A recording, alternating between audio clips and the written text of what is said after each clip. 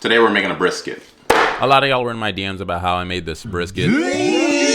Honestly, it's not that hard. Let me show you how it's done. First, you got to trim down the fat so it can render properly. Then we're going to season it thoroughly with a mix of salt, pepper, brown sugar, paprika, and garlic powder. Next, what I'd like to do is leave it in the fridge overnight to let the meat absorb the seasoning. If you want to serve this for lunch or dinner tomorrow, I'd say set your alarm at around 3 a.m. Or if you're restless, just stay up and doom scroll. Once you're up, I know, it's early, but it's going to be totally worth it, trust me. Once you're up, set your smoker to 250, then don't touch it for the rest of the day. Now get yourself a Bluetooth thermometer if you don't have one already and probe this bad boy like you abducted it. Then send it off to the grill naked and leave it until it gets to around 165 to 175 degrees. It'll take around 2 to 3 hours, but don't worry about the time. We're focused on the temperature. Once we get to the right temperature, lay down some butcher paper and get ready to take that bad boy out. It should look somewhat mahogany colored. It already looks good, but we're far from done here. What we're gonna do is take the butcher paper and wrap this baby like a newborn, then toss it back into hellfire. The wrap is gonna help hold moisture and speed up the cooking process, even though it's still gonna take a while. If you see the temperature stall, don't get anxious and mess around with a dial. Just be patient and let it do its job. Once it gets to around 195 to 205 degrees, you can go ahead and take it out, but we're not done yet. This is very important. You gotta swallow this baby in a towel and let it rest in a cooler for about an hour or two to let the juices settle in. Once you get through that last stretch, you can open up and finally reward yourself with some true